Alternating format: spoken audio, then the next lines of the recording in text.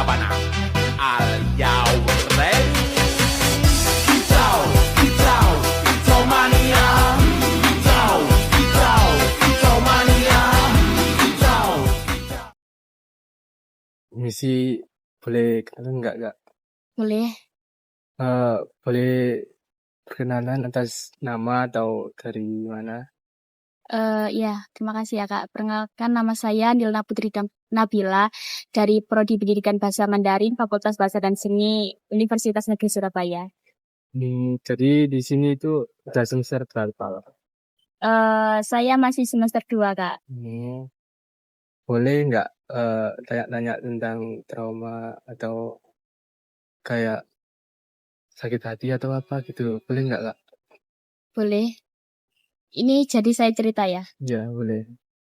Mungkin lebih saya itu kan baru masih awal-awal, mungkin masih belum merasa kayak kebanyakan tugas, tapi menurut saya ini juga banyak sih apa masalahnya. Soalnya kan dari prodi saya itu menyuruh saya itu untuk kebut materi gitu. Jadi kita itu harus kalau bisa kayak kan ada namanya HSK gitu. HSK itu kayak kita uji bahasa Mandarin kita, dan itu ada 6 level, tapi kita disuruh nanti lulusnya 4 level.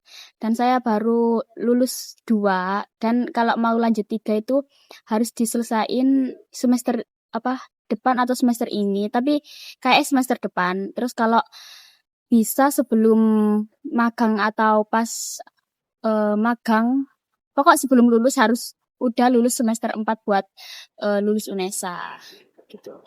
Berarti itu trauma kakak ya? Itu termasuk trauma besar atau kecil ya? Kecil sih, soalnya kan masih bisa dijalanin Kak, kayak harus berhenti Kak kayak gitu. Soalnya kan ada yang cerita kayak dia itu karena gak kuat ya, atau karena gak cocok sama jurusan nih, jadi dia itu memilih untuk keluar. Kalau seumpama kakak disuruh pilih menghilangkan trauma gitu harus ngapain nggak? Kalau trauma kecil kayak atau ngopi atau healing kemana gitu? Seumpama kayak kakak mau kemana?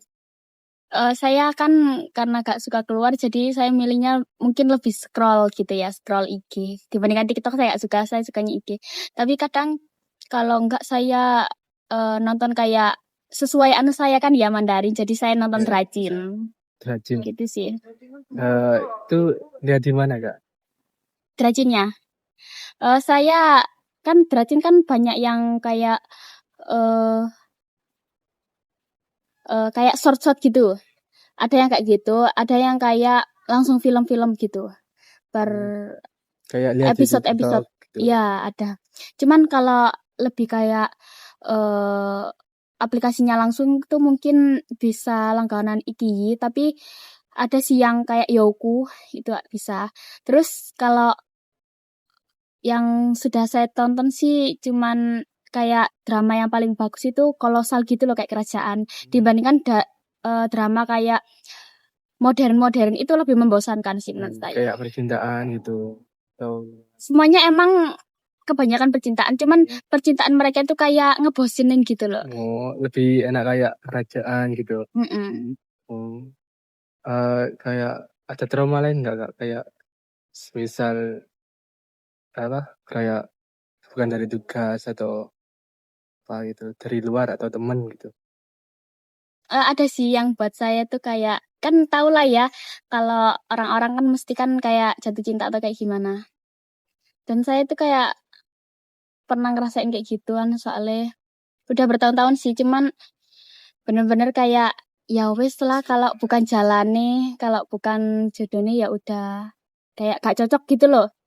Gak cocok kepribadiannya saya sama dia. Sampai saya sakit gara-gara kepikiran gitu. Tapi ada nomornya gak? Kayak ngechat gitu. Masih nyimpen gitu lah. Gak sih, udah saya tutup aksesnya. Tapi saya gak blokir kayak gitu. Cuman hanya hapus aja sih nomornya sama semua aksesnya. apa ya, jadi kalau disembuhin gitu harus gimana, Kak? Seumpama, eee, apa ya, nemuin orang baru kayak atau gimana Itu menurut sih Kakak? bisa jadi, cuman kan kalau kayak gitu kan kita harus, kayak aku pernah nemu kayak orang-orang yang pernah bilang kalau kamu pengen move on, tapi kamu harus itu sibukkan diri kamu, hal-hal positif gitu loh. Nah, makanya itu saya ikut kayak organisasi, apa, HMP, ya itu, sama kayak, lebih ke jadi orang yang kayak penting gitu loh, jadi saya sibuk. Tapi ternyata ket kan saya ikut UKM sama HMP itu kan kayak, ya Allah UKM ini benar-benar ketat, oh sibuk banget, terus HMP juga sibuk, ada per departemen pun ada kayak beberapa event untuk bulan-bulan ke depan. Itu benar-benar kayak kadang bentrokan, terus jadi saya tuh gak bisa bagi waktu gitu loh. Jadi kadang tuh tugas saya sampai eee, tertunda sedikit-sedikit gitu. Jadi lebih gak ada waktu ya buat kayak pengen istirahat gitu. Bisa ada waktu cuman, mungkin lebih sedikit aja. Soalnya kan, dari UKM aja udah sampai kayak acaranya dari pagi sampai sore ya gitu. Itu pun kadang 2 hari berturut-turut. Hmm. Jadi kayak kebeban gitu. Apa? Tapi bebani gitu, kayak trauma kecil ya, Iya. bisa dihilangin. Menurut saya sih semua emang bisa diatasi, cuman kita pastilah kata orang itu, waktu kan terus berjalan. Jadi semua yang kita lakukan pasti akan terlewati walaupun, yang kita hadapi itu kayak menurut kita berat banget, tapi ternyata kita bisa lewatinnya, gitu. Iya sih. Harus perlahan-lahan, kayak bertahap-tahap gitu. Iya sih. Meskipun kayak trauma masa kecil, kayak dimarahin ibu atau ayah, dipukul gitu. Kan traumanya kan berat banget ya, Kak. Di seumpama kayak kita itu traumanya kayak gitu, harus cerita kayak ke temen atau gimana solusinya, atau bisa ke psikolog biar apa ya, kayak gak numpuk di otak gitu, Kak. Iya, Bisa nanti bunuh diri gitu. ya Susah sih. sih. Orang kalau pengen masalahnya itu gak numpuk-numpuk, dia itu harus kayak cerita gitu. Walaupun ke siapapun dia itu kayak apa yang dia pendam itu harus dia salurkan gitu loh. Dia ceritain gimana biar gak jadi beban pikiran di otak. Tapi saya pernah sih kayak kecil kan bandel-bandel gitu ya. Sampai saya itu pernah dimarahin ibu saya, dipukulin gitu. Cuman menurut saya itu gak menakutkan. Saya lebih takut sama ayah saya sih soalnya kayak dia itu humoris tapi kalau bener-bener marah itu menakutkan. Walaupun dia itu Iya, gak main fisik tapi dari kata-katanya itu kayak menakutkan banget. menyakitkan ya, Menakutkan kayak. menakutkan. Heeh. Kadang kalau seorang ayah itu kalau ngomong biasanya menyakitkan sih. Iya sih. Kan cara ngomong, tiba-tiba ngomong sewaktu sih. Kalau Iya sih kata-kata. saya langsung kayak gak bisa saya ini nangis langsung saya. Tapi perlahan-lahan pasti bisa, kayak seumpama kan kita udah dewasa, pasti udah gak mikirin lah. Apa? Kayak dari orang tua ngomong gini, gini, pasti udah mewajarkan lah. Kalau anak kita udah dewasa. Enggak sih saya pernah ngelakuin kesalahan cuman ya dinasehatin gini-gini saya diem aja enggih gitu. Kalau saya emang salah sih jadi kayak ya udah terima aja tapi berusaha untuk apa gak melakukan lagi gitu loh. Kayak kamu janji ya harus kayak fokus aja kuliahnya gak usah mikirin kayak gini-gini. Oh, iya. Jadi harus fokus itu ya. Kalau seumpama kayak kelihatan atau bikin kesalahan gitu, dilihat oleh orang tua, pasti marah ya. Saya lebih ke kalau ada masalah itu lebih baik cerita ke orang tua. Soalnya kan biar mereka itu tahu gimana itu saya itu kayak gini gini gini. Kalau orang tua kadang kan gak tahu masalah anaknya, apalagi yang kos-kos kan jauh-jauh. Kadang informasi yang mereka dapat pun sedikit tentang anaknya. Jadi saya itu lebih ke ngomong kalau ada masalah, ayah bu ini gitu.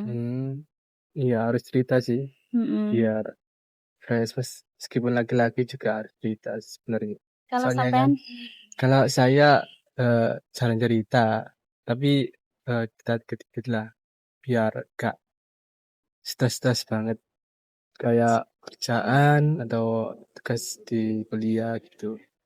Biar sering-sering lah biar lebih gampang tugasnya. Seumpama kayak ada masalah di kerjaan gitu. Biasanya kan masalahnya kan besar daripada di kuliah. iya. Itu kita itu harus memaklumi lah. Meskipun leadernya itu ngomong kayak gini, gini kita dengerin. Tapi biasanya aku pernah sih membantah leader gitu. Jadi eh, apa mentalnya harus kuat sih, harus bantah gitu. Gak apa-apa sih, dikit-dikit lah bantah gitu.